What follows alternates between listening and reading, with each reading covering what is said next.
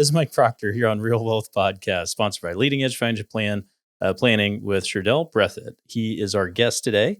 Sherdeill is a mentor in the community.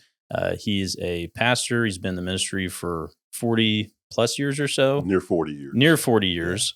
Yeah. He currently is fundraising for BSA and is a man on a mission. What's really inspiring about his story is that he had men that stood in the gap for him, and that's what he's doing today. So I'm excited, Sherdeill. Hey, Mike, don't worry about it at all. Trust me.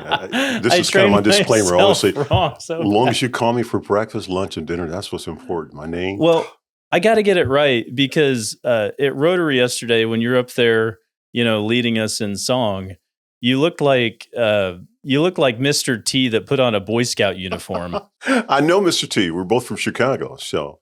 Well, I've met him. Let me put it that way. I met him. Man. Yeah, twinning. There you go. Yeah. That's awesome. Yeah. Okay, cool. Well, so I'm excited to learn more about you, hear your story today, hear more about your mission, and just learn some of what you've learned over the years. And I know that you look like you're probably 50, but you're 63 and you look awesome. Well, I mean, there's some things I can learn from you as far as how to live healthy and trying to live a healthy life, great thinking, and my relationship with Christ is truly the game changer for me.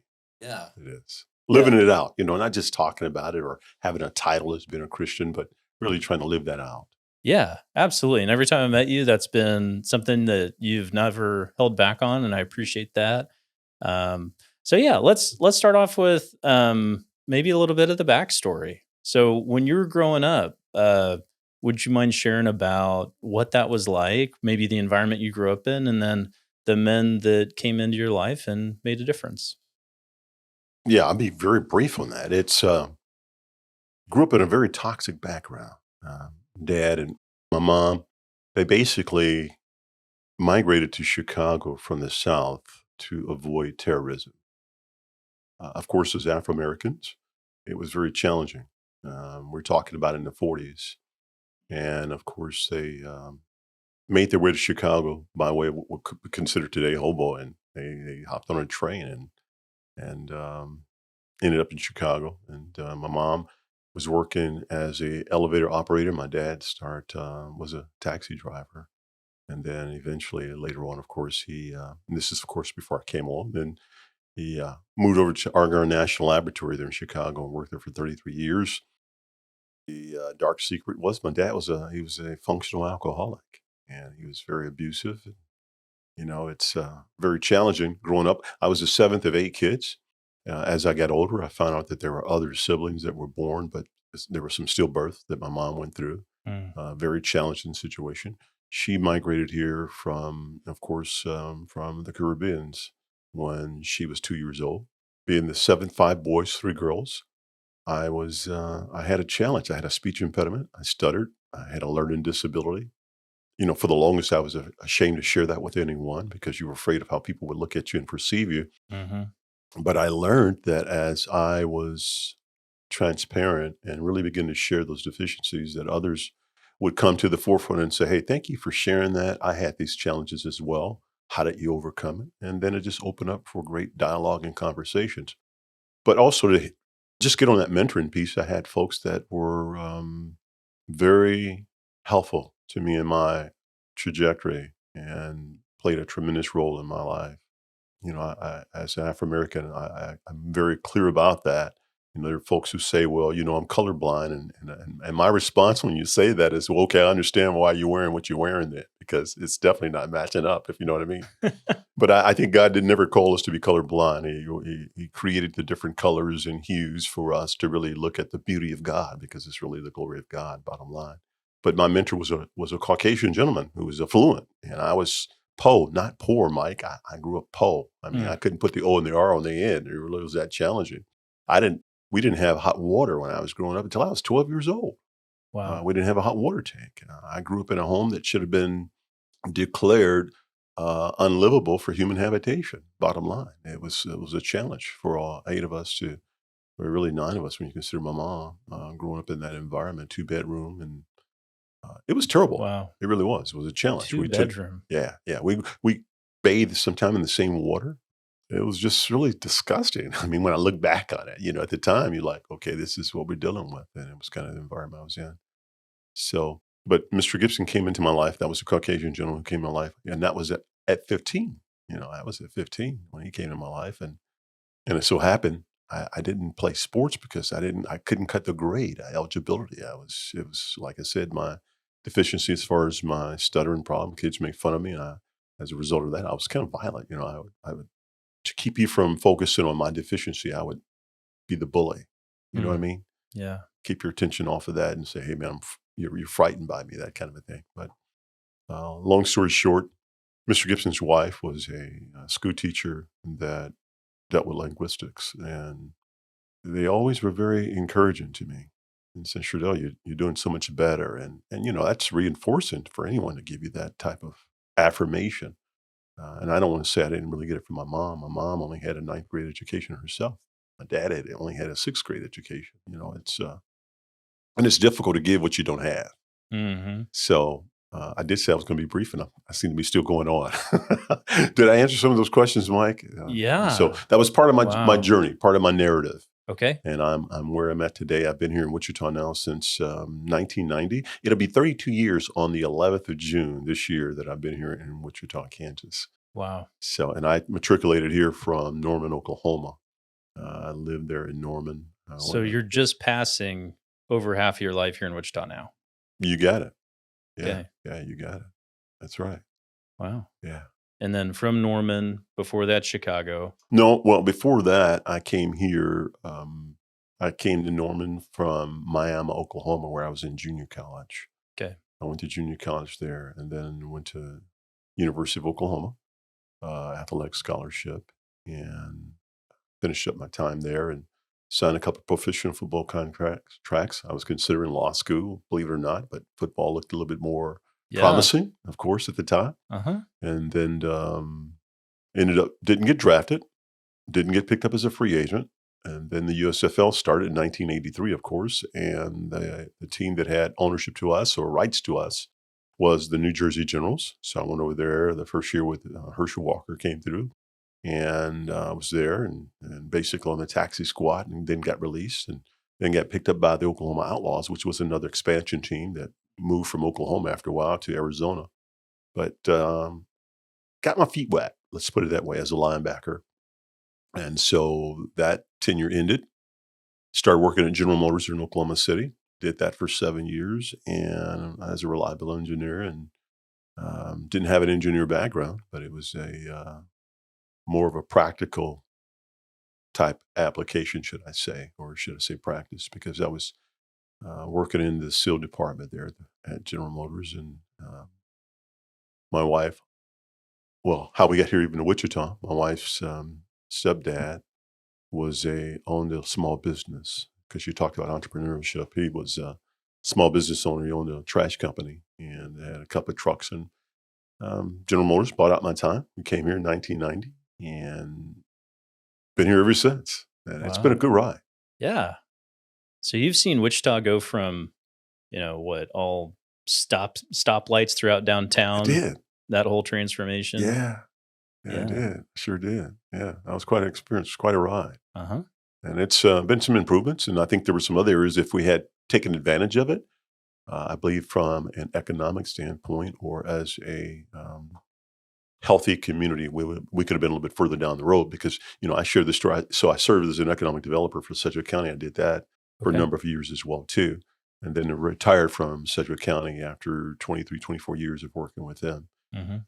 But I served in economic development, and I know there was a time we were we were looking at exploring what San Antonio was doing with, of course, the river downtown and how all that worked. And we were trying to figure out how it would work if we could connect the Arkansas to Old Town and, just make it more of a destination location. And we passed on that. And of course, Oklahoma City took that up. A guy named Nick Cornett, who ended up being the mayor there. And I knew Nick from when I was at Oklahoma. He was in news. He was a reporter. And I remember being interviewed by Nick Cornett, and he ended up being the mayor there in Oklahoma City. They passed the 1 cent sales tax, and each time it came around, they passed it again because that helped them to really do some very innovative things to really advance their city. And they have that river walk there in Oklahoma City now, and it's done very well. And of course, a lot of our dollars here locally now are being leaked into Oklahoma as people go to Oklahoma City area for, just some rest and relaxation and entertainment as well too. But we could have kept all that here. I think about places like Joyland, man. I think about that property, and I'm thinking Joyland lost its joy. But what if we had an investor to come in and take that place and create a destination place similar to what you have there in Kansas City with what is it? The amusement park. I can't think of the name of it right now. In Oklahoma City, in Kansas City. Six Flags. Six Flags, yeah, exactly. And maybe it's not a Six Flags, but an offshoot of that, something that's going to be better than what they have there in Frontier City in Oklahoma City. I mean, but that would have been good land for us to do that. But I don't want to get too far off on a chase of rabbits. Okay. But and we don't need to go into Wild West for a Yeah. Well, that's a whole nother story. Right. That's a whole nother story. Yeah. Okay. Getting back on, so yeah, economic development, a lot in your background. You did mention church planning and pre-roll. So you've Bivocational person. I've worn a lot of hats. I tell people I wear so many hats I can't grow any hair. That's my story. I'm sticking to it. But the mentoring piece, I was a part of Big Brothers and Big Sisters. I was on their board and very engaged with them because of that mentoring piece. Someone mentored me, and you can't help but give back. So. Yeah. I have a lifelong responsibility. I don't look at it even as an obligation. It's something I enjoy doing, knowing that it can change lives. And then knowing also that the mentoring model works in business as well. You find successful businesses that want to mentor a young upstart business to bring them along and give them some of the skill sets that they may be lacking. If it's accounting, they work with them in that arena. If it's planning, they'll work with them in that arena. If it's whatever the case may be, projection, they work with them in that arena to help them to be strong. And I think that if each one would reach one to help them along, well, what does that do for our community? I think about it in the words of that great prophet, Rodney King. He said, why can't we all just get along? Just think if that would happen and we not be so selfish, because there's enough out there for all of us to really aspire to do well. Absolutely. So you said, if we can all, how'd you say that? Take one along, or what? No, if each one reach one. Each one reach one. There right. we go. Each one reach one. Yeah. Right. We can truly advance the needle and make a difference, impact for our community. Yeah. Yeah. Each one would reach one. Yeah. Each one reach one. Yeah. And that's really a ministry terminology, as far as leading someone to Christ. Someone led you, you lead someone else. Yeah. And I think, anytime you have skill sets or knowledge, you're never supposed to just warehouse it for yourself. You just share it. That's the uniqueness of who we are as a people, to share what we have to help someone else. Yeah. So, when I hear these claims of being self-made man or self-made woman, that's a self-made lie. It doesn't exist. We're all standing on the shoulders of someone who played a pivotal role in our life and in our advancement and our development. And we need to be open and transparent about that. Yeah. And then model that. You model that. You continue to pass that along to someone else to help, again, advance the cause. Mm-hmm. Yeah. And so going back to kind of that self-made lie, especially when it comes to having victories or success. I mean, something that I think is really key that we were mentioning in pre-roll was just, hey, being open. Transparency. Yeah. So share a little bit about how you've seen transparency be impactful, or heal people, or I don't know, whatever you want to share about that. Yeah, Mike. So whatever you're afraid to address, it will always have power and authority over you. So if you take it on, then I don't care how incremental or huge that might be, it's a beginning to healing. And you got to be willing to talk about it. Yeah. And too often we like to give the false image of we're perfect and we got it all together. And that's not the case. We all have challenges. Frederick Douglass has a very popular saying, a quote. He says, "It's easier to raise a healthy boy or child than it is to fix a broken man." Now, here's the truth of the matter. We all have some brokenness in some degree or another, and we need people in places to work with folk in those capacities. But if you don't talk about it, Yeah. I shared with you about my dad being a functioning alcoholic, and he could work 33 years, never missed a day of work. I don't know if I said that, but they're in Chicago at our National Laboratory, never missed a day of work. But on the weekend, he was a weekend warrior because he was medicating his pain with alcohol. Yeah. And, they refer to it as wines and spirits, and there's a spirit, all right, but it's a demonic spirit from my perspective. It really is, because anything that's going to cause you to be destructive, that's not of the God that I serve. No. It's just not. Yeah. God I serve is God of love and peace and joy. I mean, the fruits of the Spirit you find in the book of Galatians, chapter 5 and verse 22, the fruit of the Spirit. It was about doing the right thing, Mm-hmm. Yeah. caring and sharing. I was quoting to someone the other day about Micah 6 and 8, where it says, "You know what the Lord requires of thee, and that is to do justice, to love mercy, and to walk humbly with our God." Well, I've never seen God, but I see you, Mike. So how do I practice that with you and others that I know or don't know? That's what it's all about. Mm-hmm. Because there's a passage, and I know this is not a gospel session, but I can't help but share it because that's who I am. In Matthew chapter 25, it talks about, "When you do this to the least of these, my brethren, you've done it unto me." And this is Jesus quoting. And so I think we have to practice our faith in a very practical way, whether I know you or not, to see Christ in you, which is the hope of glory. So Yeah. living it out. You're kind of coming back around to one of the big questions we always ask is, what is living the best life possible with the time you have left for you? Okay, so that's a good question. And I sum it up like this. Some would say success, everyone's trying to pursue success, but I really believe the key to success is knowing the will of God and then doing it. Mm-hmm. So what is the will of God? It's that we love one another.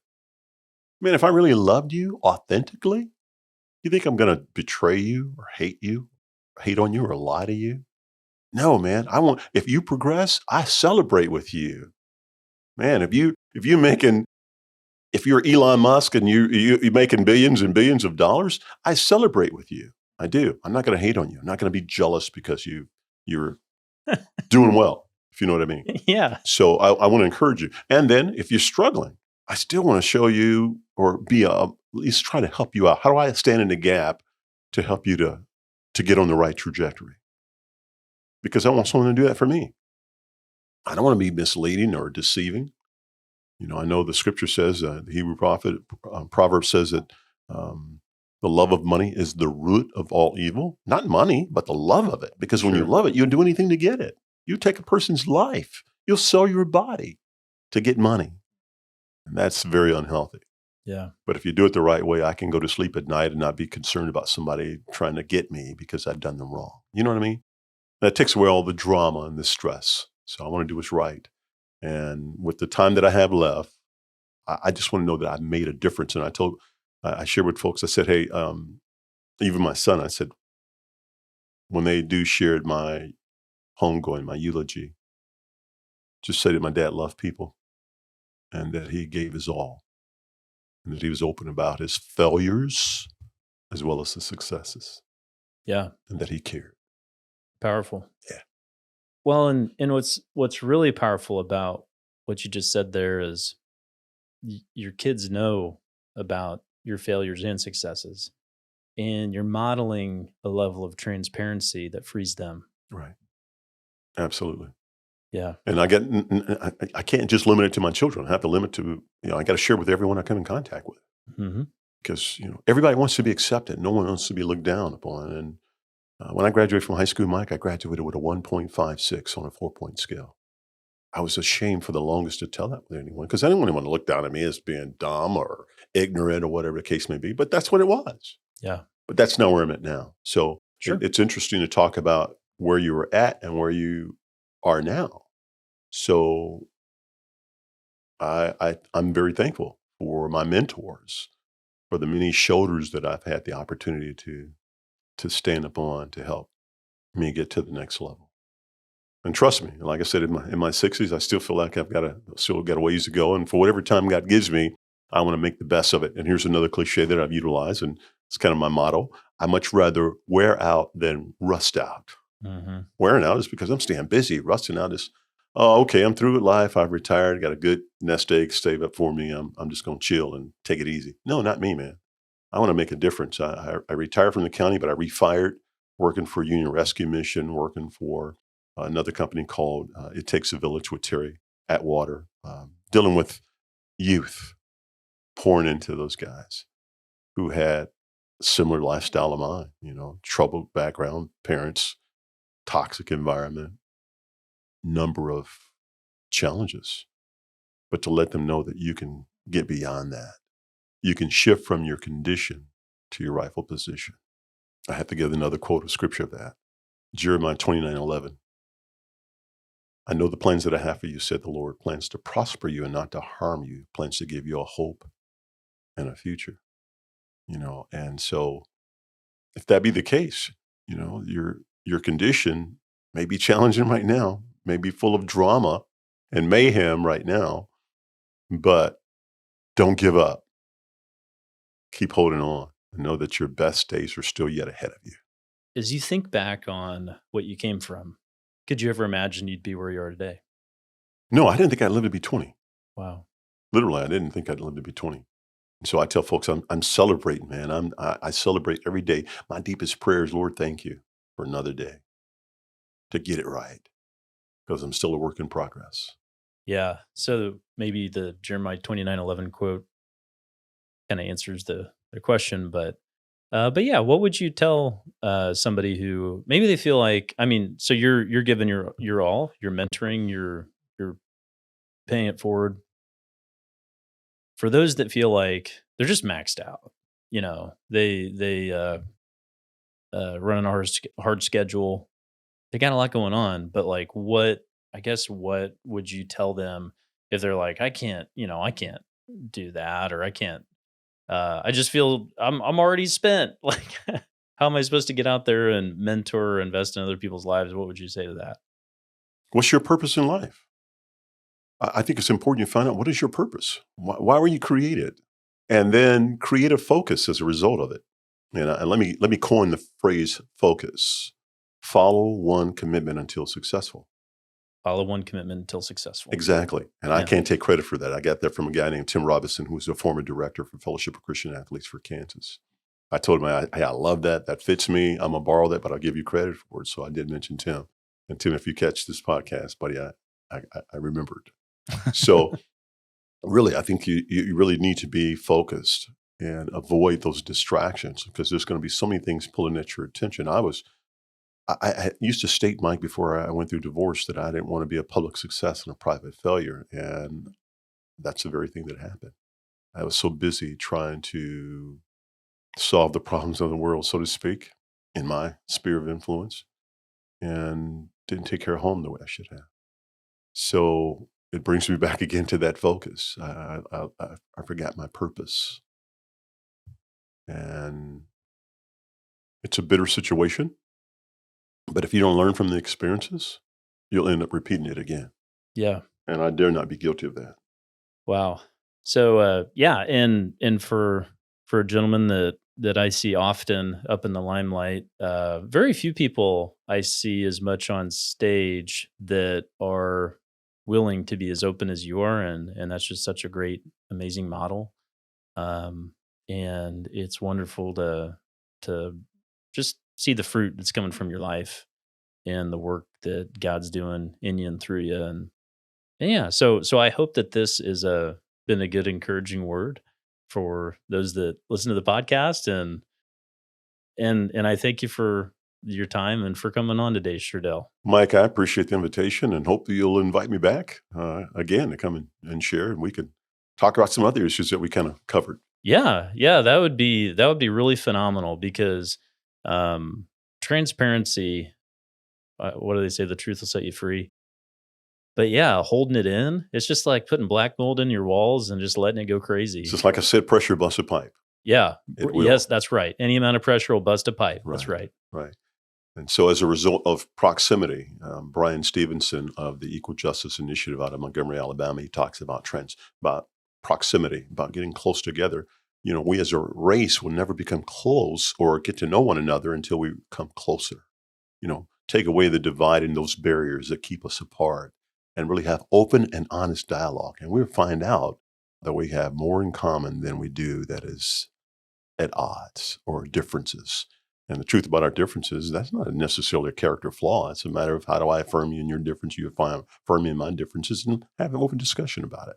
But we allow just that little fraction of difference to keep us apart from really exploring the abundance of things that we have in common. So I'll leave it at that. Very well said.